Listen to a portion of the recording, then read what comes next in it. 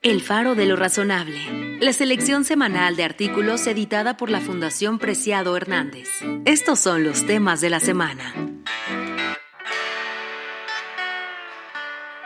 1. Carlos Loret de Mola, en su columna Sheinbaum copia a Peña Nieto su plan Michoacán, publicada en Expreso, compara la estrategia presentada por la presidenta con el programa que Enrique Peña Nieto lanzó 11 años antes en el mismo estado. Ambos, dice el periodista, comparten la misma estructura, los ejes y hasta el tono de las promesas: seguridad, justicia, desarrollo económico y educación como pilares de una estrategia integral. Las estrategias, más que casuales, reflejan para el autor una repetición política disfrazada de innovación. Loret subraya que las frases emblemáticas de ambos gobiernos son casi idénticas. La violencia no se combate con más violencia, frente a la seguridad no se sostiene con guerras, sino con justicia, aunque el contexto actual es más grave. Ya no hay autodefensas, sino asesinatos de autoridades locales. Describe también dos rostros de la presidenta: la furiosa que reparte culpas tras el crimen en Uruapan y la serena que busca proyectar control al día siguiente. El texto concluye que Sheinbaum, al replicar el esquema de Peña Nieto mientras critica el pasado, termina repitiendo la historia que pretendía superar. 2. Ingresos petroleros, fin de fiesta, publicado en El Financiero por Ciro Murayama, expone que México ha llegado al final de una era, la de la renta petrolera como sostén del gasto público. Por primera vez, los recursos que Hacienda transfería a Pemex en 2026 superarán los ingresos petroleros que el Estado obtendrá, con un déficit de 30,000 millones de pesos. Este quiebre simbólico, advierte, evidencia el agotamiento de un modelo económico que durante décadas sustituyó una política fiscal responsable por la dependencia de un recurso volátil. El autor recuerda que en 2008 el petróleo representaba el 44% de los ingresos públicos.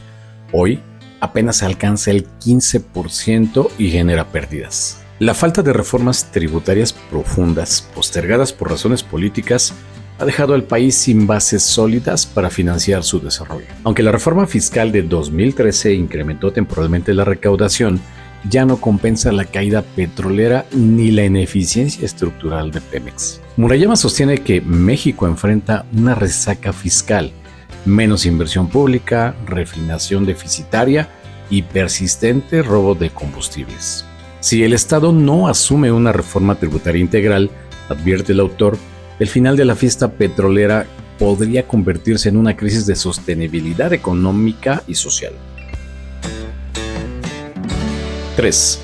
En su texto El impostergable debate nacional, publicado en Milenio Diario, Diego Fernández de Ceballos formula una crítica directa al modelo de gobierno que, según él, ha tergiversado el concepto de justicia social para convertirlo en un instrumento de control político. Denuncia que se ha instalado la falsa idea de que un buen gobierno es aquel que reparte dinero, cuando en realidad sostiene ese asistencialismo perpetúa la dependencia y sofoca la libertad ciudadana. El jefe Diego subraya que los programas sociales que absorberán más de $1 billón no representan desarrollo, sino una herramienta electoral sostenida con recursos públicos. Frente a ello, llama a un debate nacional serio sobre los problemas de fondo: inseguridad, sistema de salud colapsado, deterioro educativo, desempleo y corrupción estructural. Con tono combativo, interpela al poder con preguntas incisivas. Si los pobres han salido de la pobreza,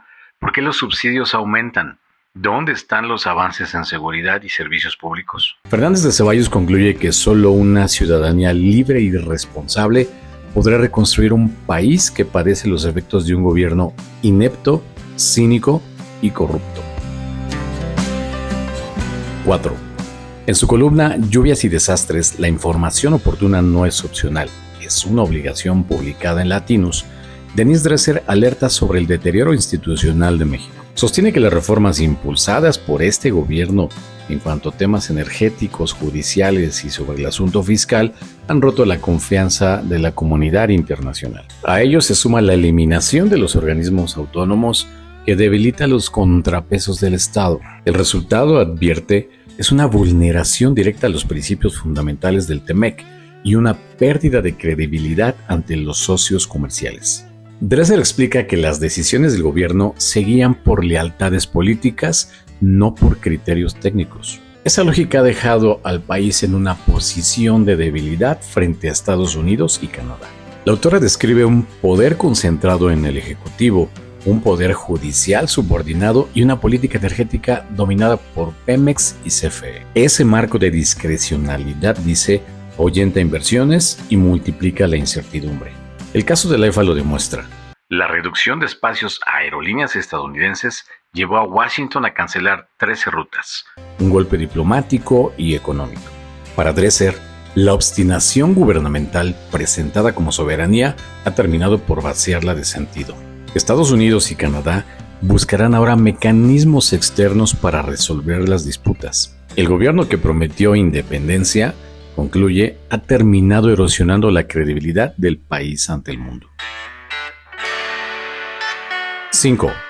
En las lecciones del asesinato de un alcalde bueno, publicada en Letras Libres, Guillermo Valdés Castellanos disecciona el impacto político, moral y simbólico del asesinato de Carlos Manzo, alcalde de Uruapan, y lo convierte en el espejo de las fracturas más profundas del Estado mexicano.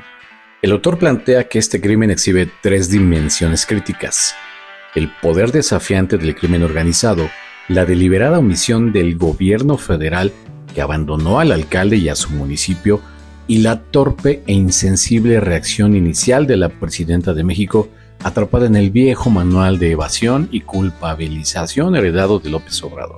Valdés señala que el asesinato de Manzo ha provocado una indignación colectiva pocas veces vista, porque su figura encarna el contraste entre la honestidad y valentía moral de un servidor público sin respaldo y la indiferencia cínica de un Estado sometido a complicidades criminales.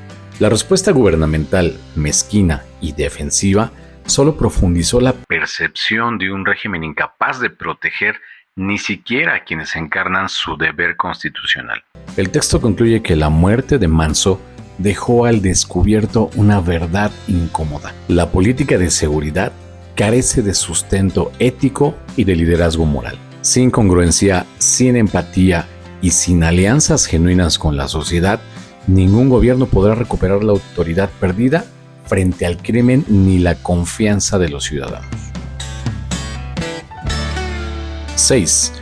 En su texto, el joven socialista Zoran Mamdani conquista Nueva York con su promesa de cambio frente a Trump, publicado en El País. Iker Seisdedos describe el ascenso político de un líder que encarna la renovación generacional y cultural de la izquierda estadounidense. Con solo 34 años, Mamdani, musulmán, hijo de migrantes y abiertamente socialista, logró ganar la alcaldía de Nueva York, desafiando tanto al aparato tradicional demócrata como al discurso nacionalista de Donald Trump. Seisdedos retrata su victoria como un punto de inflexión política.